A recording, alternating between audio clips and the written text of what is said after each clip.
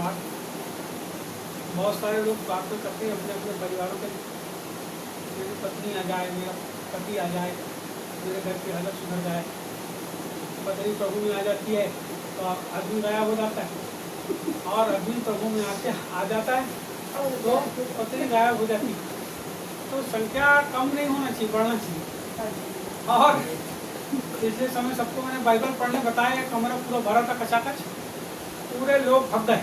Bible में पूछेगा कर नया नियम पूरा पढ़े कि नहीं, ऐसा पूछेगा बोल के जितने लोग थे पिछले साल, पिछले समय, पिछले हफ्ते, पूरे गायब हो गए। मैं नहीं पूछूंगा आपसे, क्योंकि वो आपका डिसीजन है, वो आपका निर्णय है, आपका निर्णय है, वो आपका डिसीजन है।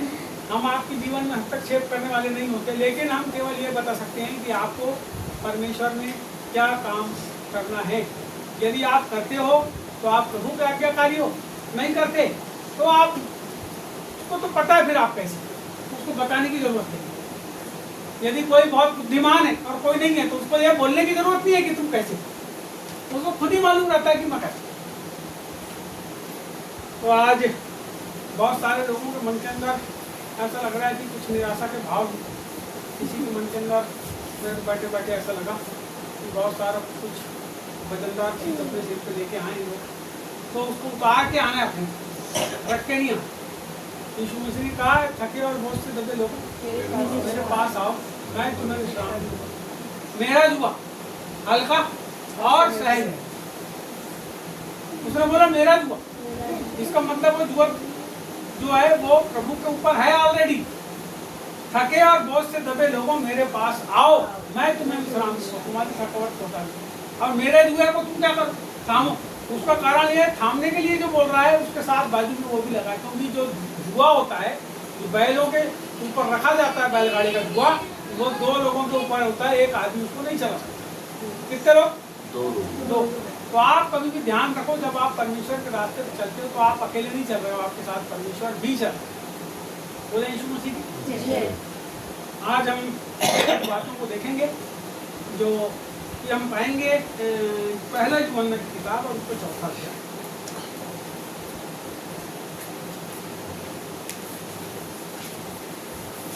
और उसका केवल पहला पद।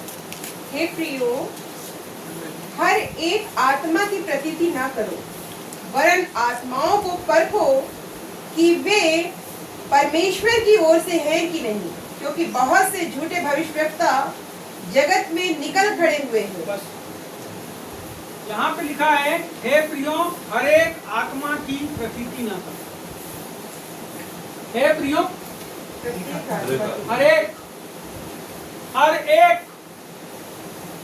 हर एक में सब कोई है, मेरे को छोड़ के। हर एक में बोलो, हर एक में हर एक है, मेरे को छोड़ के, मेरे को छोड़ के बोलो, मेरे को छोड़ के। क्योंकि आप अपने आप को कैसे परखोगे, आपको दूसरा परखेगा। आप दूसरे को ही परख सकते। हर एक आत्मा की प्रतीति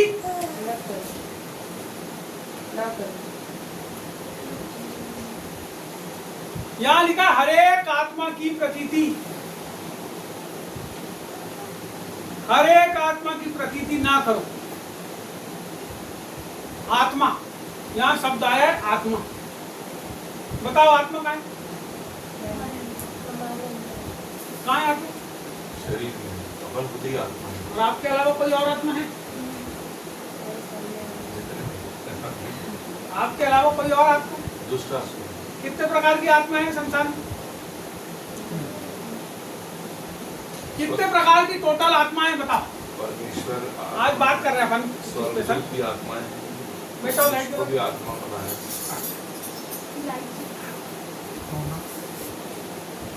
हर एक आत्मा की प्रतीति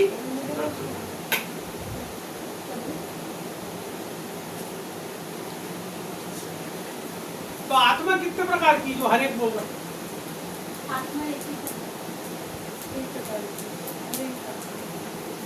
आत्मा एक है, नाम अलग अलग है।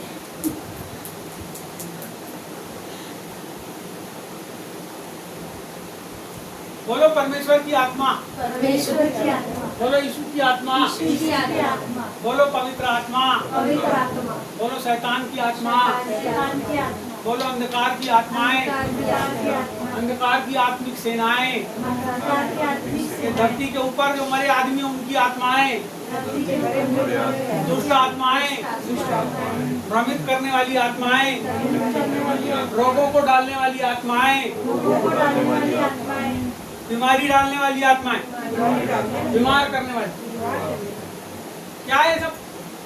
आत्माओं के प्रकार। सबकी प्रतीति मत करो, बोलो केवल प्रतीति करते हो, विश्वास करते हो तो केवल परमेश्वर के ऊपर करो। शुरुआत हमारे मसीह जीवन की होती है प्रभु के ऊपर विश्वास करने से। लेकिन ये जो सब आत्माएं मैंने आपको बताया, यहाँ पे लिखा है कि हर एक आत्माओं की प्रतीति ना करो, वरन आत्माओं को परखो कि वे परमेश्वर की ओर से है कि नहीं। आत्माओं को क्या करो? परखो। ये आत्माएं क्या है? असल में ये जो आत्माएं जिसके बारे में बोल रहा है वो लोगों के बारे में बात कर रहे हैं, आदमियों के बारे में बात कर रहा है। वो ना परमेश्वर की आत्मा के बारे में बात कर रहा है, ना दुष्ट आत्मा के बारे में बात कर रहा है। वहाँ यहाँ पर वो जिस व्यक्ति की बात कर रहा है, जिन लोगों की बात कर रहा है, जिन आत्माओं की बात कर रहा है, वो आत्मा है मनुष्यों की आत्मा है। और मैं आपको बताना चाहता हूँ, एक आदमी ऐसा होता है जिसके ऊपर परमेश्वर का अभिषेक होता है। बात को समझिए, एक आदमी ऐसा होता है जिसके ऊपर परमेश्वर का अभिषेक होता है, और जब वो अभिषेक होता है तो एलिया के समान वो होता है, मूसा के समान वो होता है, एलीशा के समान होता है, यशायाह के समान होता है, यिर्मयाह के समान होता है, यहेजकेल के समान होता है, मत्ती के समान होता है, पतरस के समान होता है। लेकिन कुछ लोग ऐसे भी हैं जो परमेश्वर के अभिषेक को, परमेश्वर के साथ को, परमेश्वर की आज्ञाओं को मानते हुए शैतान के बहकावे में चले जाते हैं। आपको पता, मैं आपको बताता हूँ, चलो थोड़ा सा समझना। यीशु मसीह एक दिन अपने चेलों के साथ थे। पतरस ने आके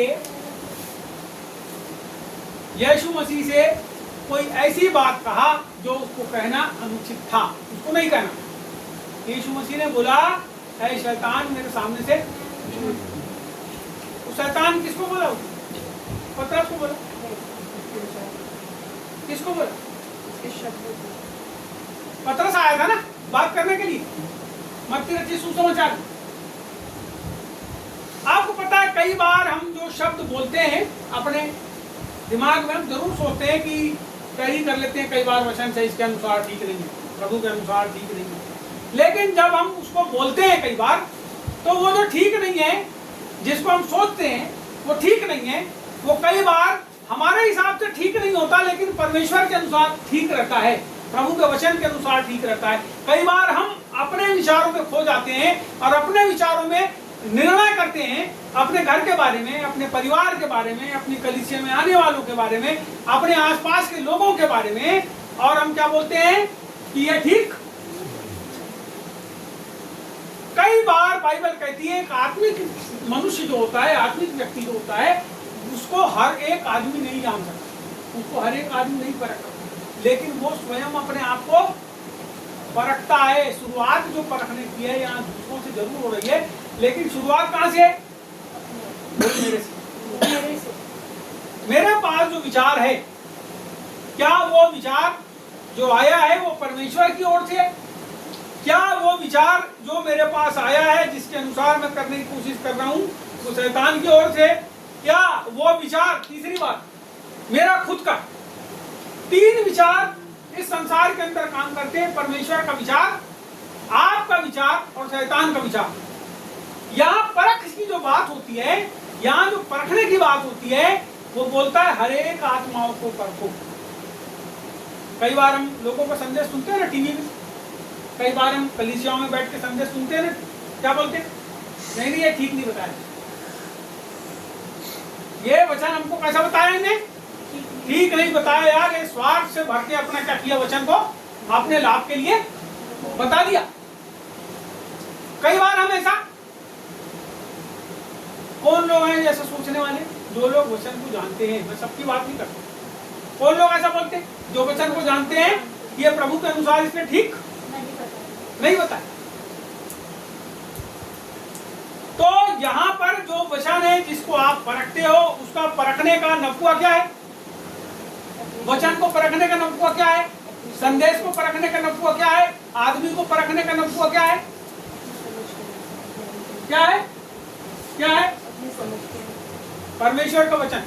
बोलो परमेश्वर का वचन। परमेश्वर का यदि आपको किसी भी चीज की परख करना है तो आपको परमेश्वर के वचन के अनुसार करना पड़ेगा। इसके पहले कि आप परमेश्वर के वचन के अनुसार उसकी परख करें, आपको वचन मालूम होना।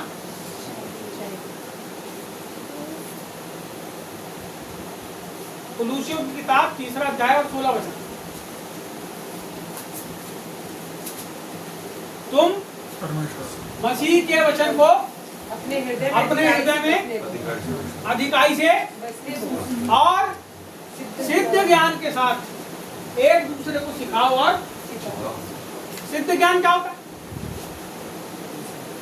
सिद्ध ज्ञान क्या होता है? जिसको परख लिया जाए, परखा गया जिसको, बोलो सिद्ध ज्ञान। सिद्ध ज्ञान। क्या है सिद्ध ज्ञान आपके साथ?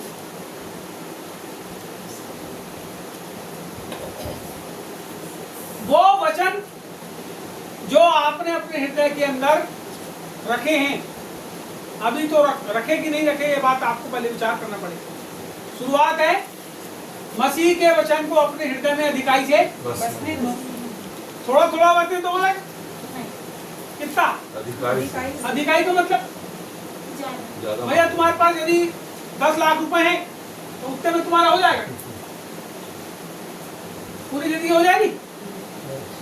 तुम्हारी फ्रिज में अभी 4 दिन की सब्जी है, इसका मतलब क्या पूरी जिंदगी भर खा लोगे? क्या करना पड़ेगा? इसके पहले वो खत्म हो, फिर और चावल खत्म हो, उसके बाद एक बोरा और लगे। अधिकाई जिंदगी के अंदर हर चीज की अधिकाई को मनुष्य क्या करता है? चाहता है। लेकिन परमेश्वर के वचन की अधिकाई को आदमी चाहता है क्या? क्यों नहीं चाहता? उसको लगता है इससे मेरा कुछ होने वाला, इससे मेरे जीवन का कोई सॉल्यूशन। कई जन ऐसा सोचते हैं। आपको पता है जो लोग ऐसा सोचते हैं उनके जीवन के अंदर जो समस्याएं और मुसीबतें हैं वो बढ़ते और बढ़ते। कारण क्या पता है? वो परमेश्वर के वचन के ऊपर विश्वास करना बंद कर देते हैं। अपनी बुद्धि के ऊपर, अपने ज्ञान के ऊपर, जो लोग आके उनको ज्ञान देते रहते हैं उनके ज्ञान के ऊपर अपने दिमाग को क्या करते हैं? लगा लेते हैं। कोई बोलता नहीं अब तुम्हारे घर में ऐसा नहीं हो सकता, ऐसा ही होगा, तो बोलते हो क्या ऐसा होगा? हाँ ऐसा होगा। तो उसकी बात सुनने से क्या हुआ? जो चीज तुम्हारे घर में नहीं होना था वैसा ही बाइबल कहती है। उस आदमी को परखो जो आके तुमको ऐसा वाला ज्ञान दे रहा है। परखो और गलत है तो उसको बताओ भैया गलत है। वो बोलेगा आओ जी भैया गलती हो गई, वैसे मैंने आपको गलत बात। अब नहीं गलती मान रहा है इसका मतलब समझ जाओ प्रभु का आदमी। यहां पे भी समझना है, यहां पे भी समझना है। जो आदमी अपनी गलती को एक्सेप्ट नहीं करता, जो सॉरी नहीं बोलता, वो आदमी भी कहीं ना कहीं कैसा है? गलत है। हर एक आत्मा की प्रतीति। देखो जी ये सही आदमी क्या करता पता है? सॉरी बोलता। जो आदमी माफी नहीं मांगता वो परमेश्वर से भी माफी नहीं मांगता। मैं आपको कागज में लिख के देता हूं। जो आदमी अपने भाई से माफी नहीं मांगता, जो अपने परिवार के लोगों से माफी नहीं मांगता, जो आदमी अपने समाज के लोगों से माफी नहीं मांगता कि भैया गलती हो गई मेरे से, तो वो व्यक्ति प्रभु से भी कभी माफी नहीं मांगता। वो झूठी बात करता है। क्योंकि बाइबल कहती है जिस पड़ोसी को, जिस व्यक्ति को, जो तुम्हारा साथी है, जो तुम्हारा दोस्त है, जब तुम उसको प्यार नहीं कर सकते तो तुम क्यों कर परमेश्वर को प्यार?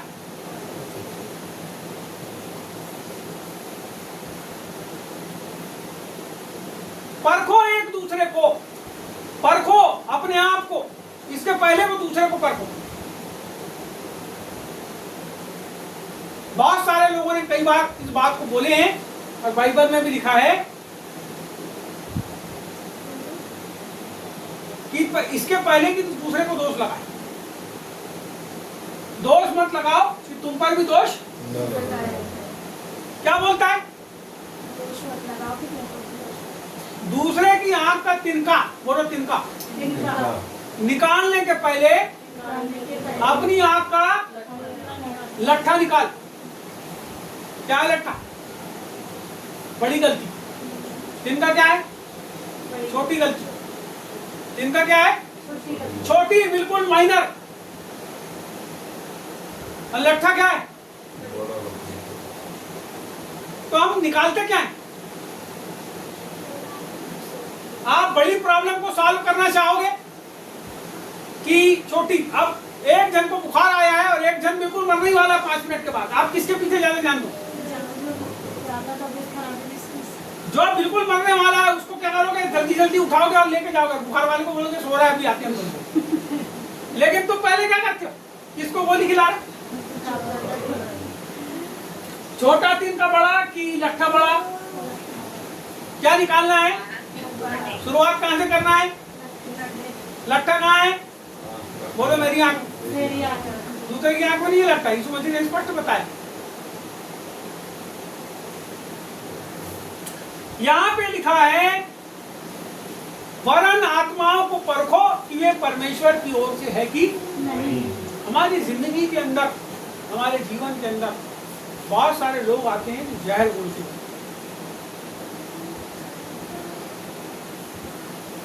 ये जो जहर होता है ना, जहर कहाँ होता है? कहाँ होता है?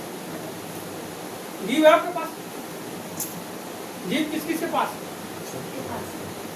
हाँ, उसी में होता है, मनुष्य के पास। जीवन के जल का सोता भी जीव में है और मृत्यु की बातें भी कहाँ है? जीव में। हम बोलते कैसे हैं? हम लोगों से जाके बात कैसी करते हैं? आपको पता है? यदि कोई मेरी बात सुनकर निराश हो जाए, हताश हो जाए, परेशान हो जाए, इसका मतलब क्या हुआ? कि मेरे पास हताशा और निराशा ही भरी है। यदि कोई मेरी बात सुन के आनंदित और प्रसन्न हो जाए, इसका मतलब मेरे पास आनंद और प्रसन्नता ही है। यदि आपकी बात सुन के मैं बार बार दुखी हो रहा हूँ, आपके व्यवहार दुखी हो रहा है, इसका मतलब आपके पास दुखी है। आपको अपने जीवन के अंदर, मेरे को मेरे जीवन के अंदर परिवर्तन को लाना पड़ेगा। चाहिए एक अलग चीज है, लेकिन पड़ेगा इसका मतलब करना है। करना है। आपके पास जो है, एक दिन की बात है, एक महात्मा बैठे थे, कहीं जा रहे थे, रास्ते से बैठे भी थे, उठ के जाने लगे। जाते जाते रास्ते में एक गांव में पहुंचे, और गांव में जो लोग थे उन्हें खूब गाली बके महात्मा। बहुत देर बकते ही रहे, तो महात्मा खड़े रहे, उनकी तरफ देख के मुस्कुराते रहे। और जब बहुत देर बके तो बोले हो गया? बोले हाँ। बोले जो जो तुमने मेरे को दिए मेरे को नहीं होना। बोले इसको तुम ही रखो। जो जो तुमने मेरे को दिए मेरे को नहीं होना, उसको आप रख लीजिए। मेरे अंदर तो ईश्वर का दिया हुआ आनंद है, उतना पर्याप्त। और मुस्कुराते हुए उस रास्ते से आगे। उन गांव वालों के पास देने के लिए क्या था? उसके लिए खराब शब्द थे। आज आपको पता है पूरे भारत के अंदर, साउथ के अंदर, आंध्रा के अंदर, सुनिए मैं बता रहा हूं, आंध्रा के अंदर, मध्य प्रदेश के अंदर, छत्तीसगढ़ के अंदर, झारखंड के अंदर, उड़ीसा के अंदर बहुत सारे लोगों ने सांप के समान अपने विष को, जो प्रभु को नहीं मानते उन लोगों के अंदर डाल दिए हैं। और उस विष का प्रभाव उन लोगों के अंदर इतना ज्यादा हो गया है कि वो प्रभु के लोगों के, जैसे हम यहाँ प्रार्थना कर रहे हैं, ऐसी जगह में घुस जा रहे हैं जबरदस्त। एक छत्तीसगढ़ में बिलासपुर के पास, रायगढ़ के पास एक चर्च को पूरा तोड़ के चिकना कर दिया, हथौड़ा मार मार के, हथौड़ा मार मार के कुछ चिकना कर दिया। और बोलते हैं बाबरी मस्जिद में जैसा हुआ वैसा अब हम करेंगे। चर्च को तोड़ रहे हैं, बिल्डिंग को तोड़ रहे हैं, अवैध बोल के तोड़ रहे हैं। यदि वो अपने आप को देखें तो वो ये पाएंगे कि उनके खुद के लाखों की तादाद में धर्म स्थल अवैध है, उसको नहीं तोड़ेंगे। यदि वो देखें उनकी जिंदगी, खुद की जिंदगी पाप से भरी है, यदि वो अपने जीवन को देखें जो वो कर रहे हैं, तो वो पाएंगे कि हम अभी तो ठीक है, जवानी का जोश है, लेकिन जब थोड़ा समय बीत जाएगा, जब उनको गवर्नमेंट, उनको सत्ता पक्ष के लोग, नेता पक्ष के लोग जब उनको इस्तेमाल कर लेंगे, उनकी जवानी का रस चूस लेंगे, तो वो लंबी लंबी दाढ़ी रख के और कई प्रकार के कपड़े पहन के जो घुसते हैं लोगों के पास और कई प्रकार के नारे लगाते हैं, वो उस आने वाले समय में जाके पाएंगे इस बात को कि हमने जो करे वो मानवता के खिलाफ करे। आज की तारीख में जितने परमेश्वर के लोग हैं, उनके मुंह से उनके खिलाफ कोई बात नहीं है, वो आशीष की प्रार्थना कर रहे हैं। लेकिन यदि आप देखोगे उन लोगों को जो लोगों को सता रहे हैं, परेशान कर रहे हैं, कारण पता है क्या है? वो जो कर रहे हैं उसके द्वारा लोग उनको बगैर पर के ज्वाइन हो रहे हैं उनके साथ, और अत्याचार पे अत्याचार बढ़ता। कारण क्या है पता है आपको? कारण यह है कि जहर उनके अंदर डाल दिया गया है, विचारों का जहर। इसलिए बाइबल स्पष्ट कहती है बुरी संगति अच्छे चरित्र को, और मैं हर बार जब जब मैं संदेश देता हूं तब तब इस बात को जरूर बोलता हूं कि बुरी संगति अच्छे चरित्र को। हमको अपने आसपास के माहौल को देखना है, हम किनके साथ रहते हैं। प्रभु के ऊपर जितने ज्यादा विश्वास करने वालों के साथ, प्रार्थना करने वालों के साथ आप रहेंगे, आपके जीवन के अंदर वैसे प्रभाव होंगे। जितने लोग सुखी रहते हैं, सुनना मैं आपको बता रहा हूँ, फिर से बता रहा हूँ, सिद्ध ज्ञान के साथ मसीह के वचन को अपने हृदय में अधिकाई से बसने दो।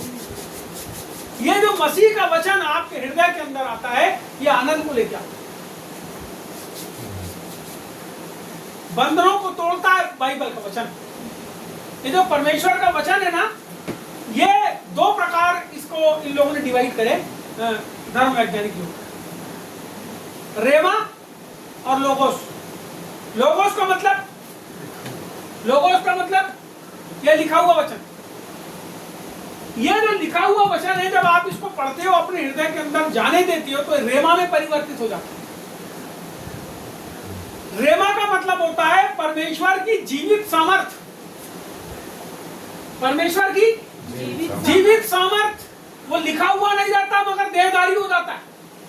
यीशु मसीह जो है ना, वो रेमा था, वचन जरूर था, लेकिन जब वो उत्पन्न हुआ तो रेमा बन गया। वो जीवित परमेश्वर की सामर्थ के रूप में सारे मनुष्यों के बीच में चला फिरा। और जब आप उस वचन को अपने हृदय के अंदर लेते हैं, तो आपके अंदर वो जीवित और सामर्थी वचन अंदर चले जाता है।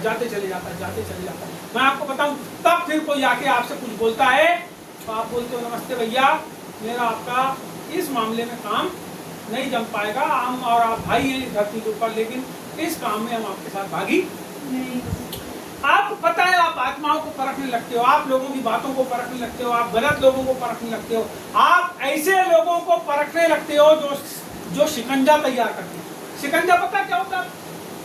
शिकंजा नहीं, जाल एक अलग चीज है। शिकंजा क्या चीज? ऐसा लोहे का ना, ऐसा गोल, ऐसा एक लोहा रहता है, उसके अंदर में दो ऐसे करके पैर लगे रहते हैं, उसको ऐसा करके खोलना पड़ता है, ऐसा, और खुल गया।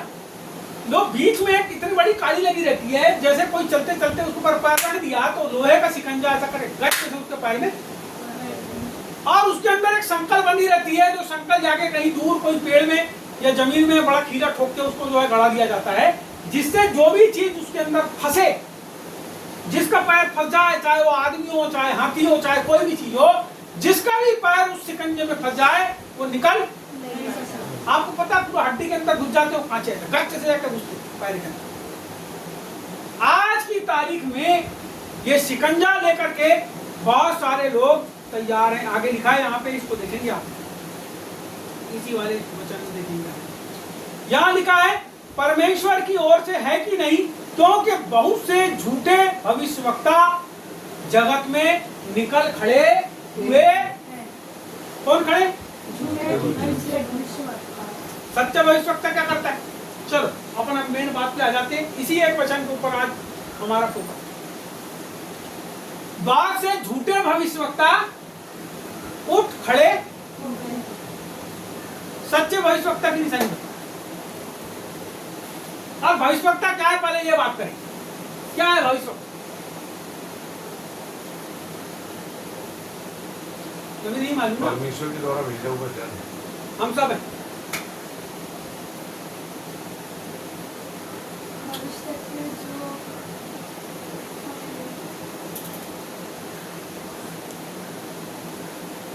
बहुत से झूठे भविष्यवक्ता खड़े हो गए हैं। बोलो भविष्यवक्ता, जैसे भैया ने एक शब्द बोला कि परमेश्वर के द्वारा भेजा हुआ, जन पहले प्रभु चुनता है फिर भेजता है। अभी यहाँ पे जो स्थिति बनी भविष्यवक्ता की, यहाँ क्यों लिखा है, यहाँ ऐसा क्यों नहीं लिखा प्रेरित खड़े हो? आपको पता है 12 प्रेरित, 13 अलग पौलुस हो। एक मत्तिया चिट्ठी डाल के निकाले थे, तो चिट्ठी वाले ने तो क्या काम किया क्या नहीं किया उसका थोड़ा सा मेरे पास विवरण है, ज्यादा नहीं। लेकिन 13 पौलुस हो।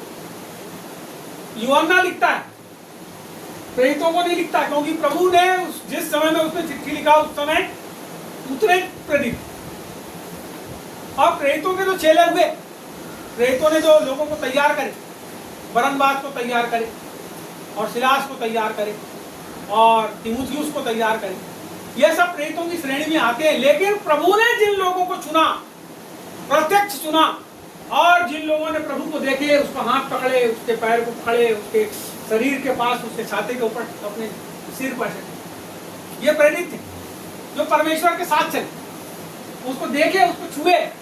अब आज लोग बोलते हम प्रेरित हैं, हाँ तो अच्छी बात है वो तो, मगर वो कब देखे थे तुमने, कब छुए थे, कब उसका चूमा लिए थे, कब उसके बाल में थोड़ा तेल लगाए थे, कब उसकी मालिश करे थे यीशु मसीह। वो अलग है 12 प्रेरित, जिनकी के नाम नींव के ऊपर, जो यरूशलेम आने वाला है धरती के ऊपर, जिसमें हम सब रहेंगे, ये धरती बदलने वाली है, जो नया यरूशलेम आएगा उसकी नींव है 12 नींव। अरे वो जो पत्थर है, उसमें जो लगे हुए पत्थर, हीरा, पद्मराग, माणिक, यशब, सब कैसे करके नींव बनी है। अरे 12 ऐसी लेयर होगी, ऐसी मोटी। अब तो हम तो यहाँ इतना बड़ा टुकड़ा खरीदते हैं 25,000 का, तो बहुत बड़ा अपने आप को साइंस की औलाद समझते हैं। लेकिन वहां पे वो उसकी नींव के अंदर भरे वाले पत्थरों, तुम यहाँ थोड़ा थोड़ा सोना खरीदते, अरे सोने के शहर के अंदर प्रवेश करने वाले तुम, जमीन के अंदर वो उतरने वाला। तो यहाँ पर वो बताता है, वो जो प्रेरित है उनके नाम, वो भारत के बराबर लंबा, भारत के बराबर चौड़ा, लंबा चौड़ा एक जैसा वो शहर, और बाइबल में लिखा है उसके बीचों बीच में परमेश्वर होगा, उसको उजाला पूरा सनसना के चारों, सोना बिल्कुल ऐसे चमकता हुआ सोना, शुद्ध सोना, 24 कैरेट से भी ऊपर वाला सोना होगा, चम चम चम चम चम चम चम चम चमकता होगा। और हम सब उसके अंदर उससे भी ज्यादा चमकते होंगे, क्योंकि परमेश्वर का प्रकाश हमारे अंदर। वो प्रेरितों के नाम वहां पे लिखे, उसके अंदर लिखे। उसने क्यों नहीं बोला प्रेरित, यहां बोल रहा है भविष्यवक्ता। आपको पता है भविष्यवक्ता कौन है? अभी लोग बहुत सारे अपने आप को भविष्यवक्ता भी समझ रहे हैं, लेकिन वास्तव में भविष्यवक्ता होते क्या है? कौन है भविष्यवक्ता? परमेश्वर ने चुना, कैसा भी हो सकता है भविष्यवक्ता, इतना बड़ा पुतला भी हो सकता है, छोटा हाइट है किसी की, छोटा सा भी हो सकता है ऊंचा 7 फीट का आदमी भी हो सकता है। भविष्यवक्ता कोई भी हो सकता है, आदमी के अंदर आत्मा जिसके अंदर है वो भविष्यवक्ता हो सकता है, प्रभु के द्वारा चुना। यहाँ लिख रहा है कि बहुत सारे झूठे भविष्यवक्ता तुम्हारे बीच में आके खड़े भविष्यवक्ता हैं, बोल रहा है, हो जाएंगे नहीं हैं। आसपास घूमोगे ना तब पता चलेगा है कि एक जन तो सिर पे हाथ रख के प्रार्थना करते तो 25,000 रुपए लेते, उसको बोलते हैं भविष्यवक्ता, क्योंकि पैसे देते हैं तो भविष्यवक्ता बोलनी पड़ेगा। फिर घर में आते हैं तो एक भी काम नहीं होता। हमारे बालाघाट के बहुत लोग जा के आए, वहां से पैसे दे देते, 36,000 तो पाट डाले, लूट डाले पूरे लोग। बता रहा हूं आप, प्रभु की ओर से नियुक्त भविष्यवक्ता। आपको पता है कलीसिया के अंदर सुधार करता सबसे बड़ा काम भविष्यवक्ता का जो होता है, परमेश्वर की वाणी को सुनकर स्पष्ट बात करता है, मिला जुला के बात नहीं। दूसरी बात, परमेश्वर की कलीसिया के अंदर सुधार की बात करेगा, केवल सुधार की, बिगाड़ की बात नहीं। सुधरेगा, एक पापी सुधरेगा, मन फिराएगा। एक पादरी पास्टर के जीवन के अंदर भविष्यवक्ता यदि आके बात करेगा तो उसकी सेवकाई के अंदर परिवर्तन आ जाएगा। मैं आपको बताना चाहता हूं, प्रॉफिट की जो सेवकाई है वो परिवर्तन को लाने वाली सेवकाई है। प्रॉफिट की जो सेवकाई है विश्वासियों को परमेश्वर के निकटता में और भरपूरी में ले जाने वाली सेवकाई है। प्रॉफिट की जो सेवकाई, सुनो ये भविष्यवाणी जो लोग करते हैं ना कि कल तेरे साथ ऐसा हो जाएगा, परसों तेरे साथ ऐसा हो जाएगा। ये भविष्यवाणी का वरदान है, ये प्रॉफिट का काम नहीं है। भविष्यवक्ता की आत्मा परमेश्वर के साथ ऐसी मिली रहती है कि आपका भूत भविष्य वर्तमान उसको मालूम हो जाता है जब परमेश्वर चाहता है तब। परंतु यहां पर क्या हो रहा है कि लोग भविष्यवाणी के चक्कर में लोगों को भविष्यवक्ता बना रहे हैं। यहां बहुत सारे ऐसे लोग उठ खड़े होंगे, भविष्यवक्ता उठ खड़े होंगे, जो कलीसिया के अंदर कोई सुधार का काम नहीं करेंगे, लोगों को और बिगाड़ते चल। तू दारू पीता है कोई बात नहीं, तेरा चंदा मेरे को है, तेरा दान और तेरा दशमांश मेरे को। तू गुटखा खाता है, चर्च में गुटखा खा के भी आया कोई बात नहीं, पान खा के आया, तेरा मुंह रचा है पूरा, और उसके बाद तंबाकू भी खा लिया, पान भी खा लिया, मुंह भी रचा है, तो बहरी लाल यहाँ से, फिर भी तेरा दान दशमांश चंदा। मैं पान खाता हूँ, दोनों बता रहा हूँ, दवाई के रूप में खाता हूं। लेकिन किसी चीज की आदि, किसी चीज के अपने आप को पापों में किसी चीज में डाल देना, और उसके बाद आप कलीसिया में और पास्टर आपको बोले कि नहीं नहीं आप जैसे हो चलता है, प्रभु सबको माफ करता है, तुम पाप भी करते रहो और तुम्हारा दान दशमांश पैसा भी मेरे पास। सुनिए जी, परमेश्वर ने आपको इसीलिए नहीं बुलाया है कि आप पाप करते रहो और उसमें जीवन जीते रहो। ये ऐसे लोग आ गए आज की तारीख में, यहाँ पे लिखा है बाइबल, हर एक आत्मा की प्रतीति मत करो। अभी मैं एक पासवान को सुन रहा था, आप सबको बताता हूं, वो ऐसा बोल रहा था, उसने अपने कलीसिया में बहुत अच्छी बात बोली, बोला तुम्हारी तबीयत खराब होती है, कौन खड़ा होता है? पूरी कलीसिया बोलती है पास्टर साहब आप होते। मैं वीडियो देख रहा था, सुनना, आप लोग को समस्या आती है, रात को 2 बजे फोन करते हो, कौन उठाता है? बोले पास्टर साहब आप। अब कलीसिया बोल रही है नीचे से, कम से कम 1000-1500 लोग बैठे हो, नीचे से बोल रहे हैं हाँ पास्टर साहब आप। फलानी फलानी चीज होती है, कौन करता है? बोले पास्टर साहब। बोले जब दान देने की बारी आती तो किसको दान देते हो? नाम ले रहा वो 3-4 बड़ी बड़ी मिनिस्ट्री का। बोले साहब लिफाफे में भर के वहां भेज देते, तुम्हारा पास्टर भूखा मरे। बोले उनकी बात सुनो आप, तुम्हारा पास्टर भूखा मरे। तुमने क्या किए? जितना अच्छा अच्छा उत्तम पदार्थ था सब उठा के बाहर। वो बोल रहा है ऐसा पास्टर, मैं सुन रहा हूं उसको, और आप लोग को सुनना तो आपको भी वो वीडियो में भेज। उसने बहुत अच्छी बात बोली, उसने बहुत अच्छी बात बोला, मैंने अप्रिशिएट किया, उसको लाइक भी करा और भेजा भी। इतनी सुंदर उसने बात बोला। लेकिन मैं आज यहाँ बताना चाह रहा हूं कि जो लोग आपके जीवन में आकर के केवल आपसे पाने की आशा रखें और आपके जीवन में सुधार होना चाहें, तो आप उनसे सावधान। बात को समझना, जो लोग केवल आपके पास इसलिए आते हैं कि आपसे कुछ पाले, तो सावधान रहो आप। लेकिन जो लोग आपके पास आते हैं, आपके भले के लिए आते हैं, आपको आगे बढ़ाने के लिए आते हैं, आपके जीवन से गलतियां समाप्त हो जाए इसके लिए आते हैं, आप प्रभु में और बढ़ जाए इसके लिए आते हैं, तो समझ जाना है परमेश्वर के द्वारा भेजा हुआ। तब आप अपने चिकने और उत्तम पदार्थों से में से उनको क्या करना? भागी करना। तब भागी करना, पहले के पहले नहीं। कब? जब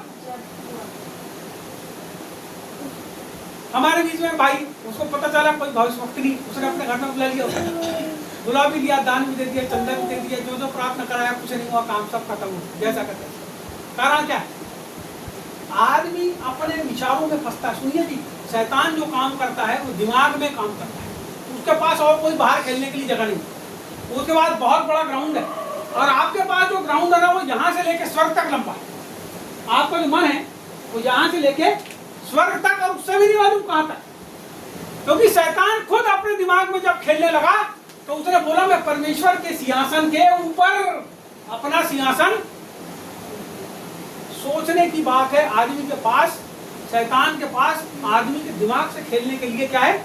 बहुत बड़ा प्लेस है, मन की युद्ध भूमि। मन में लड़ाई चलती है, और हम लोग जो हारते हैं ना वो कहाँ हारते? मन में। उसके बाद वो जो आदमी हारा हुआ रहता है वो कहाँ क्रिया करता है पता है? शरीर में। जो आदमी मन में हारता है वो शरीर में। आप निराश काहे में होते हो? मन में होते हो कि शरीर में? आपका चेहरा दुखी अंदर मन में दिखता है कि बाहर दिखता है? बाइबल लिखा मन का आनंद अच्छी होती है। हम पता है हारते कहाँ? आप यदि हारे हो अपनी जिंदगी में किसी भी स्थान पर, तो आप याद रखना आप यदि 15-20 दिन परमेश्वर से दूर हो तो आप उसका जो स्थान है दूर रहने का वो आपका मन है, वो आपका शरीर नहीं, आपकी आत्मा का ही परमेश्वर के संपर्क है। हर एक आत्मा की प्रतीति मत करो, हर एक लोगों की प्रतीति मत करो। आप परमेश्वर के वचन से मिलाकर देखने की कोशिश करो कि कौन है जो प्रभु के लोग हैं, आप उनकी संगत करो। बहुत सारे लोग निकल आए वो, हर एक आत्मा की प्रतीति मत करो। और भविष्यवक्ता अपने आप को कहते हैं, और आप जो जितना बड़ा अपने आप को बताता है, हमारे जैसे लोग, आपके जैसे लोग क्या करते हैं, उसके जाके चरणों में उतनी जल्दी लमलोट होते। अरे बोले बहुत बड़ा आदमी आ रहा, चलो चलो चलो चलो चलो। वहां गए तो कुछ मिला नहीं, आना जाना जितना समय लगा है सब खत्म। जैसे गए थे वैसे ही वहां बैठे रहे, और जब वापसी आए तो भी वैसे थे। परिवर्तन क्या है ना? पवित्र आत्मा जब आपके जीवन के अंदर आता है तो परिवर्तन को लाता है। यदि पवित्र आत्मा के द्वारा भेजा हुआ व्यक्ति आपके जीवन के अंदर आता है तो आपके परिवर्तन को लाता है। और जब वैसा आदमी बताता है आपको कि भैया ऐसा से ऐसा करो, बहन ऐसे से ऐसा करो, भाई ऐसे से ऐसा करो, तो वैसा करो, तो बता इसलिए रहा है कि आपके जीवन के अंदर और परिवर्तन आए। एक आखिरी वचन को पढ़ेंगे, व्यवस्था में किताब, उसका 28वां वचन, व्यवस्था में 28, पुराने नियम की चौथी किताब, पहले से चौथे नंबर, व्यवस्था में 28, जिसको मिल जाए निकाल दो। यदि रुक जाओ, जल्दी निकालो, निकालने को पूरा पढ़ दोगे? 28 बहुत लंबा है, चल पढ़ो, जम के पढ़ो यार। यदि तू अपने परमेश्वर यहोवा की सब आज्ञाएं जो मैं आज तुझे सुनाता हूँ चौकसी से पूरी करने को चित्त लगाकर उसकी सुने, तो वह तुझे पृथ्वी की सब जातियों में श्रेष्ठ करेगा। हो गया, इसके आगे बाद में पढ़ना घर में चौका। तो एक ही वचन को सुनो, यहाँ लिखा है यदि तू परमेश्वर यहोवा की सब आज्ञाएं जो मैं आज तुझे सुनाता हूँ चौकसी से पूरी करने को चित्त लगाकर उसकी सुने, तो वह तुझे पृथ्वी की सब जातियों में श्रेष्ठ करेगा। क्या बोला? आज्ञा, परमेश्वर की सब आज्ञाएं जो मैं तुझे सुनाता हूँ चौकसी से पूरी करने को। बोलो चौकसी से पूरी करने को। बोलो चौकसी। चौकसी क्या होता है? चौकसी और चौकसे भैया तो वहां रहता है बुढ़ी में, वो चौकसे क्या है? चौकसी आए क्या? बोलो चौकीदारी, पहरेदारी, पूरा मन लगा के उसकी रक्षा करना, उसको कहते हैं चौकसी, पहरेदारी। तो एक आता है डंडा लेके रात को, नेपाली, कोई चोरी भी होती है तो उसको नहीं मालूम रहता, कई बार वो चले जाता तब चोरी हो जाती।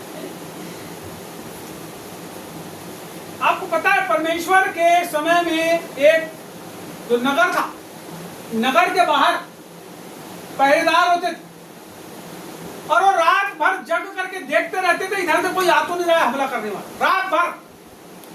और बाइबल बताती है कि वो हम लोगों को जो सेवकाई में आते हैं, जो सेवकाई में नहीं रहते, मैं सबकी बात कर रहा हूँ, उन लोगों को वो पहरेदार के रूप में खड़ा करता है, चौकसी करने वालों के रूप में खड़ा करता है। जिसके अंदर वो कहता है कि मैं सेवक, और उसके अंदर उसके परमेश्वर के लोगों के लिए चौकसी करने के लिए कोई विचार नहीं है, तो आपको समझना पड़ेगा कि ये व्यक्ति परमेश्वर की ओर से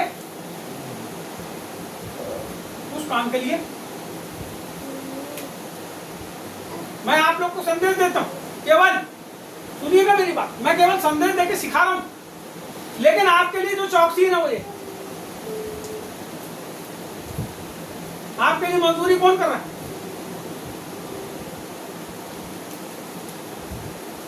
कौन चौकस है? आपको ध्यान रखना है। कौन का फोन आता है? पंडोरियों का फोन आया? कभी नहीं आया। किसका फोन आया? कौन है तुम्हारे लिए? समझ रहे बात मेरी? आपको समझना पड़ेगा, आदमी को पहचानना पड़ेगा। मैं आप लोगों से बोलना चाहता हूं, जहां पे लिखा है कि परमेश्वर के वचन को चौकसी से पूरा करने के लिए चित्त लगाकर, मन को लगाना है उसमें, क्या करो? उसकी सुने तो वह तुझे पृथ्वी की सब जातियों में श्रेष्ठ करेगा। अब आप श्रेष्ठ हो गए, आप अपने आप में सोचते हो कि मैं श्रेष्ठ हूँ? बोलो यीशु मसीह। विचार करके देखना, मैं आपको बताता हूँ, सच्चाई बताता हूँ। मैं इस किताब को पढ़ के ना अपने ऊपर विचार करता हूँ। व्यवस्था 28वां अध्याय 1 से लेकर 14 तक पढ़ना और अपने घर में जाके बोलना इतनी इतनी बात प्रभु मेरे जीवन में पूरी हो रही है कि नहीं। यदि नहीं हो रही होगी ना, तो ये शुरू का जो पहला वाला वचन है उसके वचन की चौकसी के बारे में, उसको पूरा करने के बारे में, उसको पूरा करना लगना, मैं आपको बताता हूँ, आपको परमेश्वर श्रेष्ठ बना।